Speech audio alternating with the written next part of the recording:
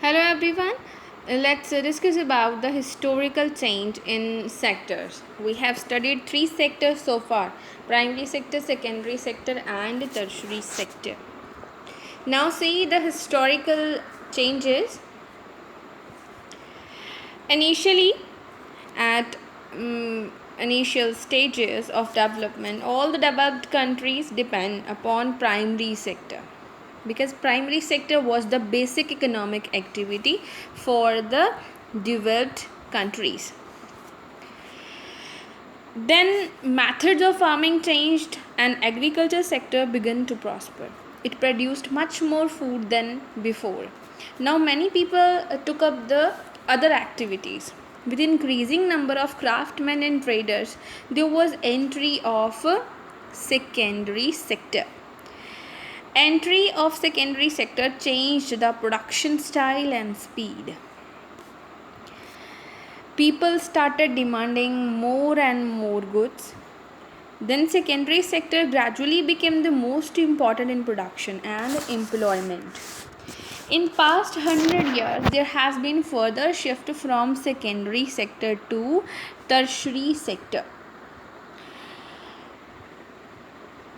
In the developed countries, this demand only led to the growth of tertiary sector. That is why we can see that all the developed countries have tertiary sector leading their highest amount of GDP. Now see the status of primary, secondary and tertiary sector in India. Here is graph 1.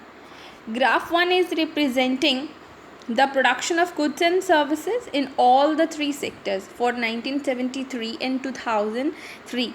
It is showing the growth over the 30 years from 1973 to 2003.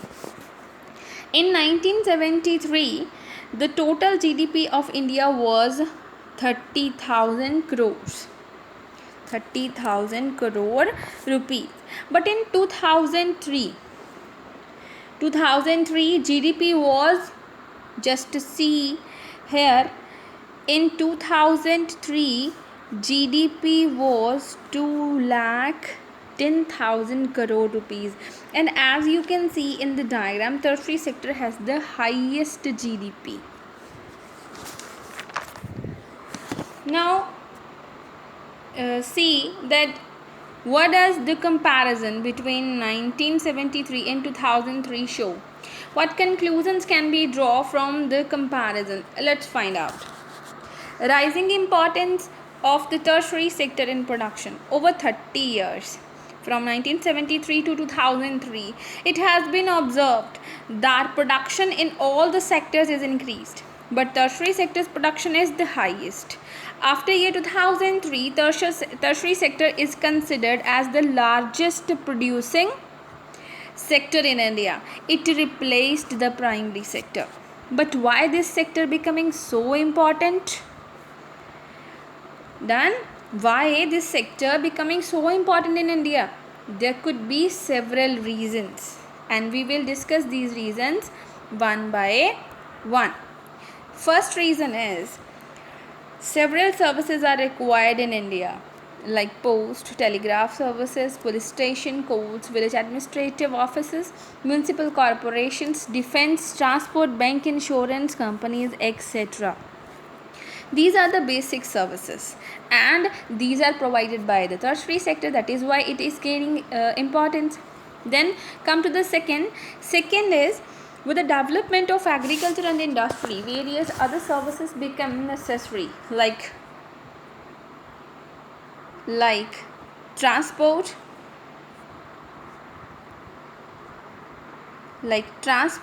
trade, storage, etc.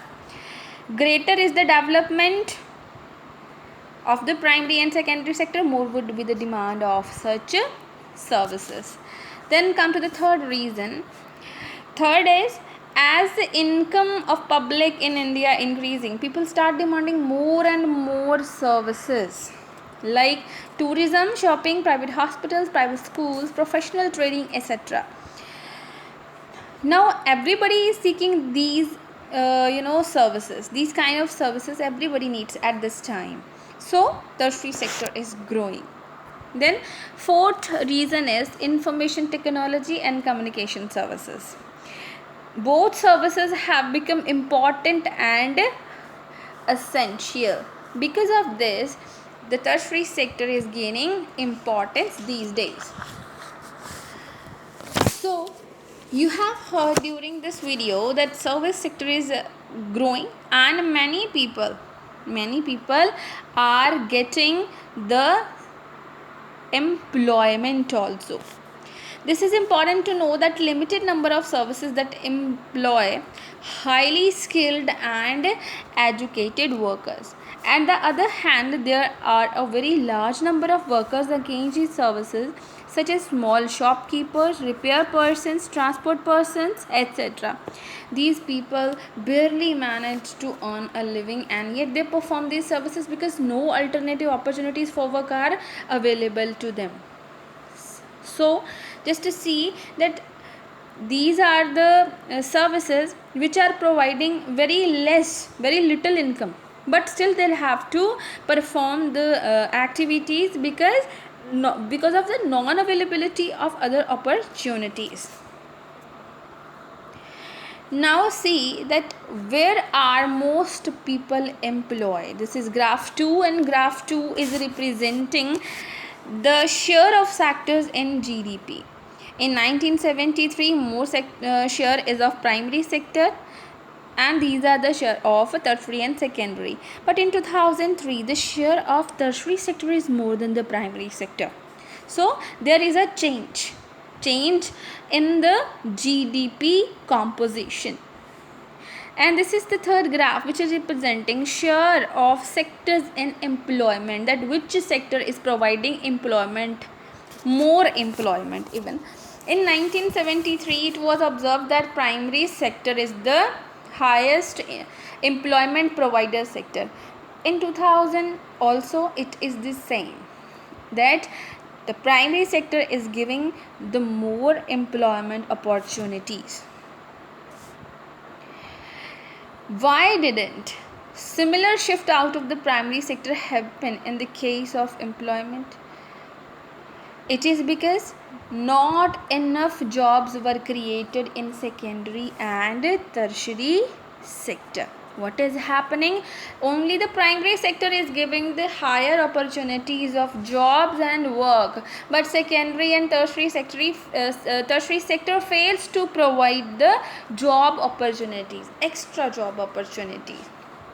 No doubt the production is more in tertiary and secondary sector, but in primary sector production is less. Instead, that many workers are working in the primary sector. Just to see, even though the industrial output or the production of goods went up 8 times during the period, but employment in the industry went up only by 2.5 times. The same applies to the tertiary sector as well. While production in the service sector rose by 11 times, employment in service sector rose less than 3 times. As a result, what is the result of it? As a result, what is happening? More than the half workers means half workers are working in agriculture and other half are working in secondary and tertiary sector. What is happening? More than half workers working in primary sector but producing only quarter, means 1/4 share of GDP. Done, 1/4 share of GDP, which is very less. Now try to understand that half workers are working in primary sector and other half are working in tertiary and secondary sector, but GDP is less in agriculture. So what that means? What that means that the workers in agriculture sector are not producing as much as they could, or what it means is that there are more people in agriculture than is necessary. So even if you move a few people out, अगर आप कुछ persons को निकाल भी दो काम से, production will not be affected. In other words, workers in agriculture sector are underemployed. Underemployed means the capabilities are not fully utilized. Let's have an example of Lakshmi. This is the picture of Lakshmi. Lakshmi having 2 hectare land, dependent only on the rain, and growing 2 crops, jawar and arhar. There are total 5 members in the family of Lakshmi, and all the 5 are working on 2 hectare land. All the 5 are working in 2 hectare land, but why? Why? Because they are not having another opportunity. All the 5 members are working on the efforts, and their efforts get divided. Each person is doing their work, their part of work, whatever they are getting, but no one is fully employed. Means they are not using their skills at full level. This situation is called underemployment. This kind of underemployment for someone who doesn't have a job and clearly visible as unemployed, it is known as disguised unemployment. Now we can have the second example. Suppose Sukhman, a landlord. He hires 2 members of family to the work and land from Lakshmi's family. Now Lakshmi's family can earn extra income through the wages. Now what that means, Lakshmi doesn't need 2 members on the plot of land. If 2 people moving out, production will not be affected. So these 2 members of the family were suffering from disguised unemployment. There are many farmers, like Lakshmi in India. This means that even if they remove out of the work from the agriculture sector, then it will not be affected the production. And if we provide them with the proper work elsewhere, agriculture production will not be suffered, but the income of the people who take up other work would increase, the total family income. Underemployment is not only in agriculture sector. Even in other sectors, unemployment exists. Several workers like painters, plumbers, repair persons and others doing odd jobs, they don't find work every day. Many workers pushing cart in the street or selling something in the streets are doing their work whole day, but their earning is very little. They are doing this work because opportunities are not available.